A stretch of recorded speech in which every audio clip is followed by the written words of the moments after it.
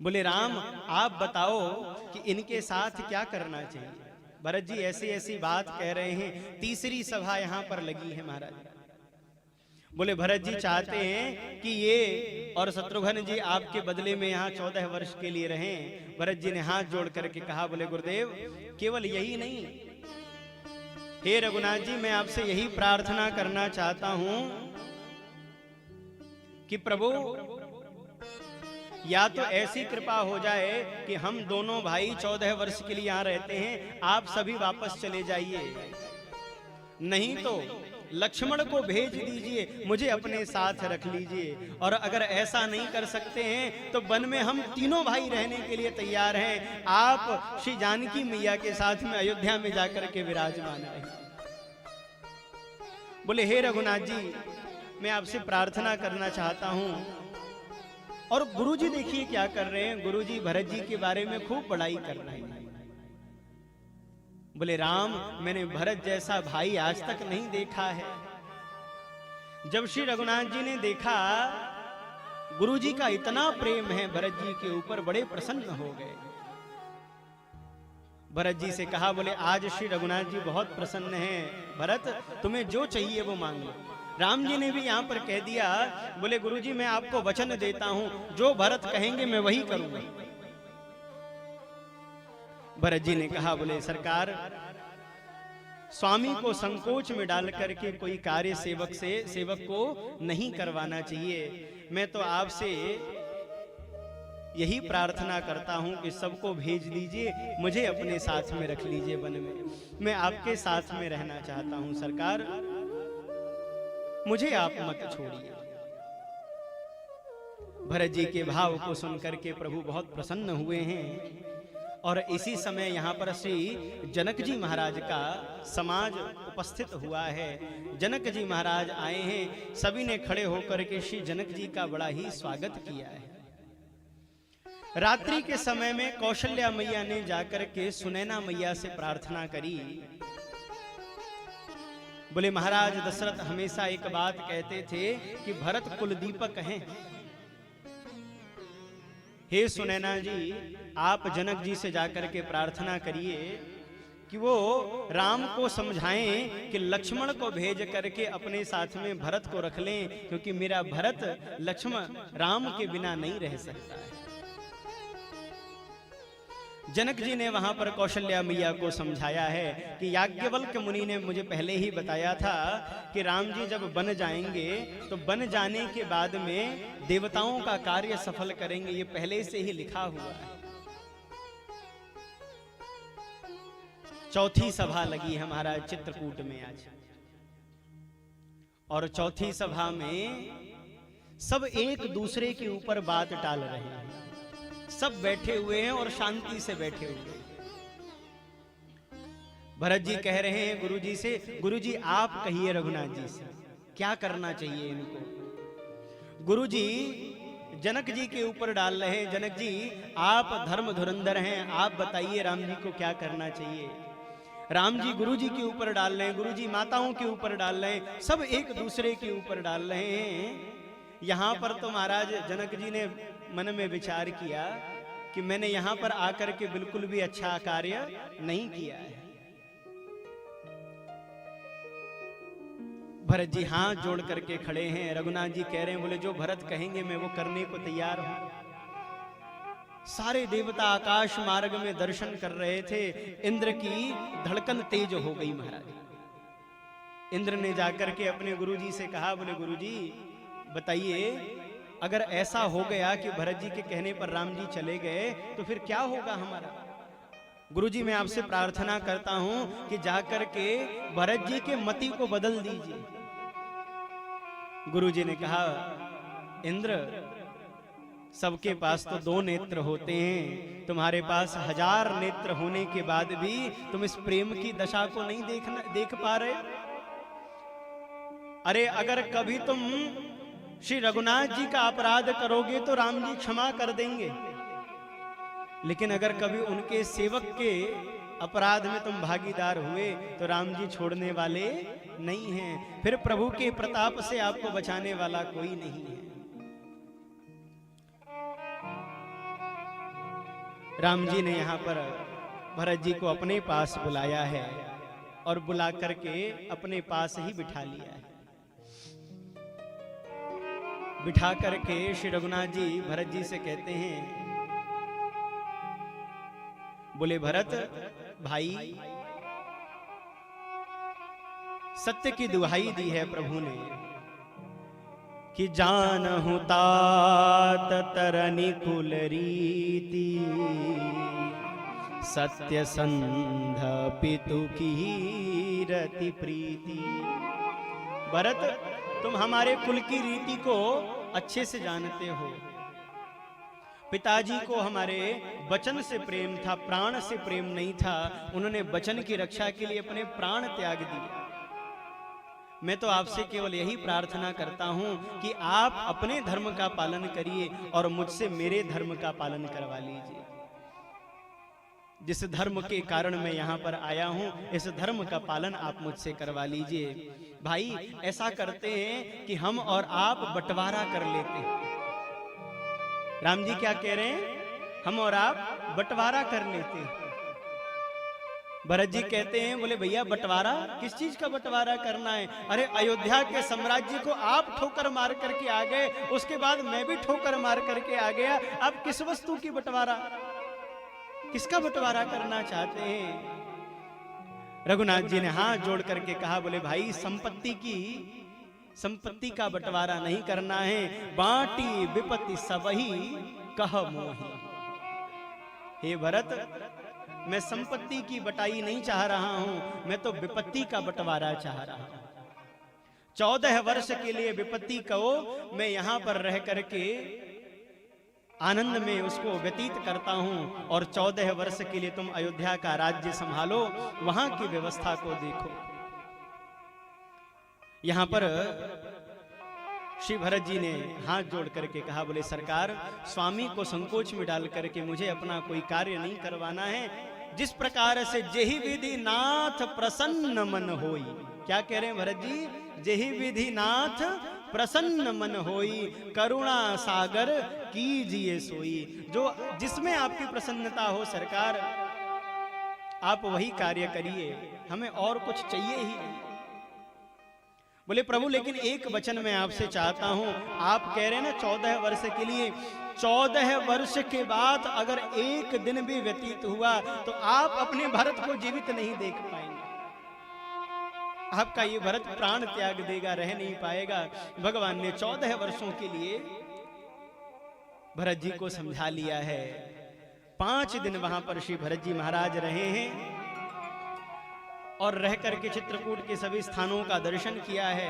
अत्रि मुनि के कहने पर जो अभिषेक का जल आया था, सामग्री आई थी, उसे भरत कूप में ले जाकर के एक स्थान पर रख दिया गया है। आज भी चित्रकूट में एक स्थान है भरत कूप नाम से, वहीं पर विराजमान करवा दिया।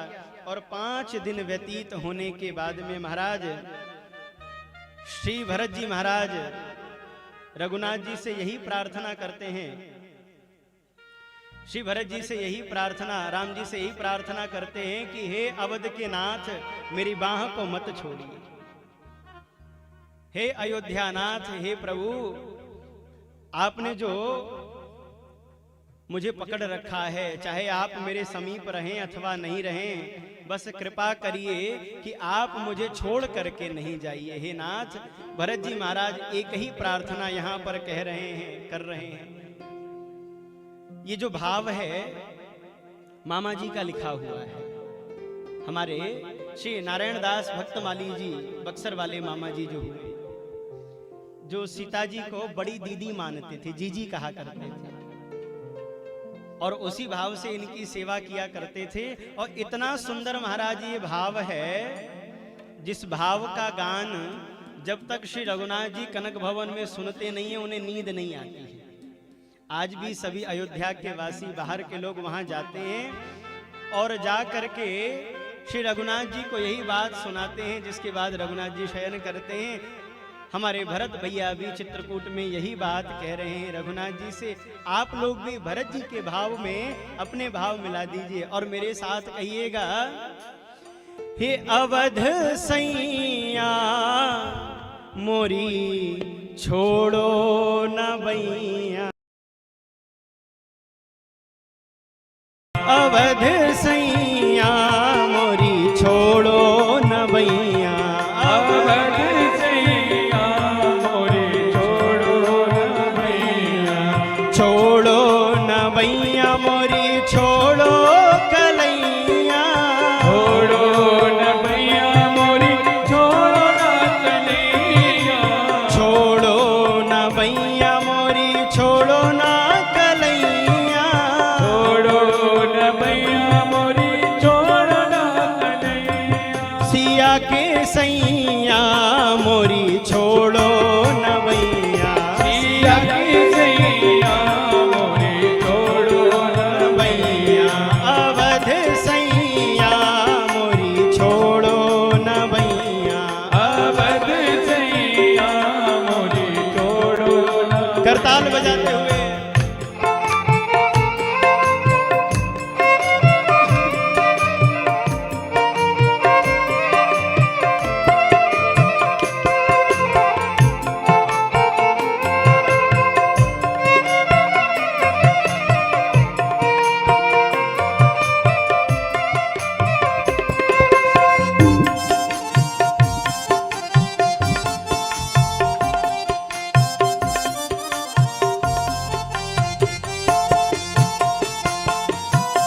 तुम जानत सब अवगुण मेरे।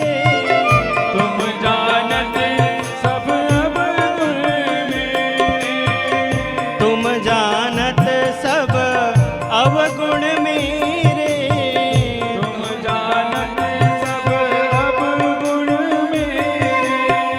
तुमसे नाथ तुमसे नाथ। तुमसे नाथ तुमसे नाथ। छुपो नैया मोरी छोड़ो न भैया। अवध सैया मोरी छोड़ो न भैया। सिया की सैया मोरी छोड़ो न भैया। सिया की सैया मोरी छोड़ो न भैया। जय हो।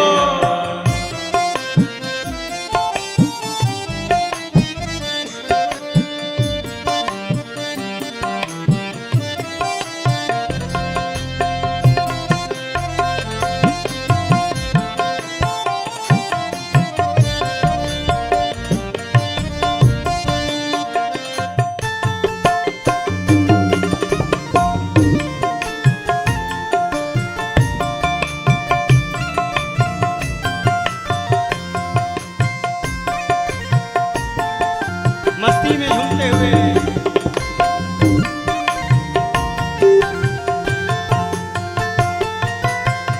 भव सागर में बही जात है। सागर में बही जात है। भव सागर में बही जात है। भव सागर में बही जात है। अब तो नाथ आपको नाथ। अब तो नाथ अब तो नाथ। धरो भैया मोरी छोड़ो न भैया। अवध सैया मोरी छोड़ो न भैया। अवध सैया मोरी छोड़ो न भैया। अवध सैया मोरी छोड़ो न भैया। जय हो।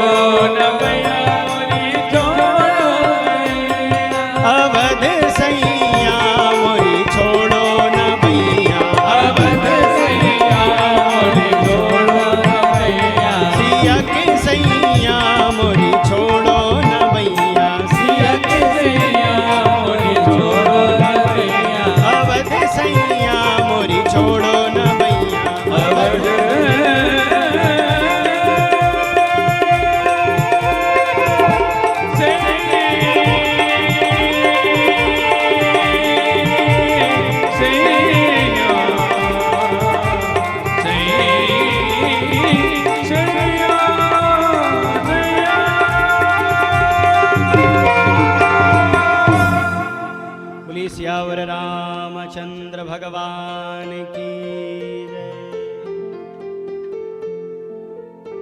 5 दिनों तक श्री भरत जी महाराज चित्रकूट में रह करके भ्रमण किए हैं, दर्शन किए हैं।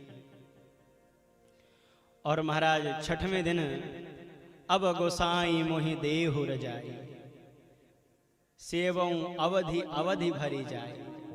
हे रघुनाथ जी कृपा करिए, अब मैं जाकर के अयोध्या की सेवा करूं। भरत जी यहां से चलने के लिए तैयार हैं, लेकिन दर्शन करिए भरत जी जा नहीं रहे हैं। भरत जी भगवान से कुछ चाह रहे हैं, कुछ प्राप्त करना चाह रहे हैं।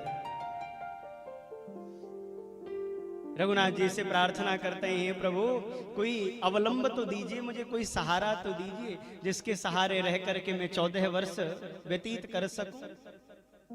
तो यहां पर कहते हैं श्री रघुनाथ जी कुछ पहन के तो आए नहीं थे, सादर भरत पयादे ही जाई। ऐसे ही लक्ष्मण जी भी नंगे पैर ही वहां से चल करके आए थे। श्री भरत जी महाराज भी वहां से नंगे पैर ही चल करके आए थे, राम जी भी नंगे पैर ही चल करके आए थे। लेकिन यहां पर जब भरत जी ने कहा, बोले सरकार कुछ अवलंब दीजिए मुझे। यहां पर रघुनाथ जी मानो भगवान का एक नया अवतार हुआ है। द्रौपदी के लिए प्रभु अंबरा अवतार धारण करके आए थे ना, वस्त्र का अवतार ले लिए थे। दुशासन की भुजा थकित भई, जिस दुशासन के अंदर 10,000 हाथियों का बल था, वो थक गया दुशासन द्रौपदी का चीर खींचते खींचते। लेकिन चीर कम नहीं हुआ, क्योंकि चीर के रूप में हमारे गोविंद ही प्रकट हो गए थे। आज भी भगवान ने वैसे ही कि प्रभु करी कृपा पावरी दीन्ही, सादर भरत शीश धरि लीन्ही।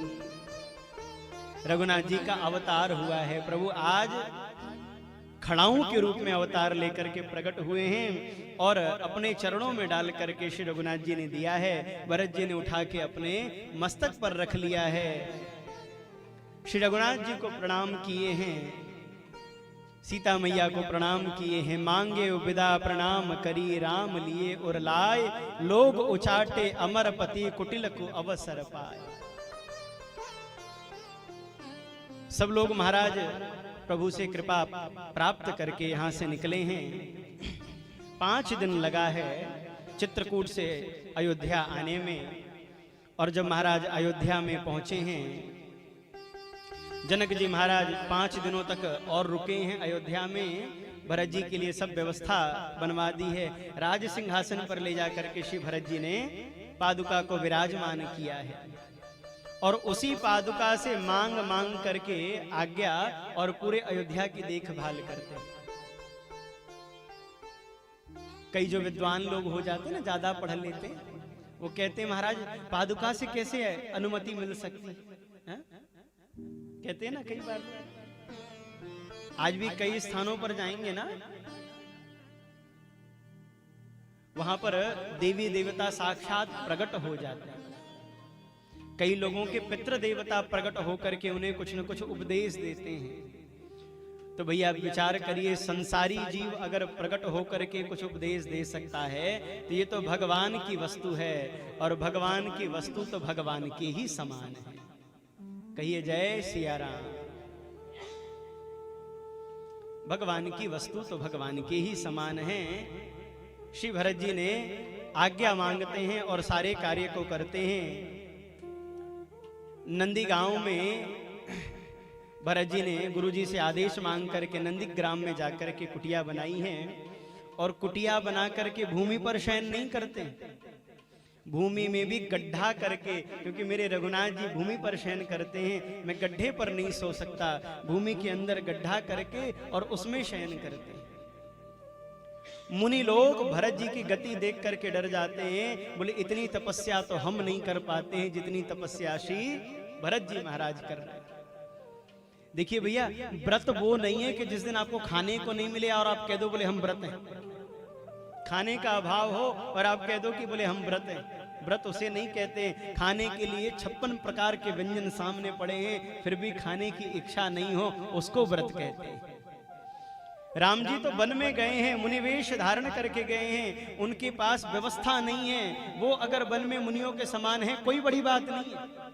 लेकिन भरत जी अयोध्या जैसे साम्राज्य में हैं, लेकिन फिर भी सब त्याग करके नंदीग्राम में पर्णकुटी बना करके रह रहे हैं। सच्चे रूप में, मुनि रूप में तो भरत जी महाराज निवास कर रहे हैं। गोस्वामी तुलसीदास जी यहाँ पर भरत जी के चरणों में प्रणाम करते हुए अयोध्या कांड की कथा को विश्राम कर रहे हैं।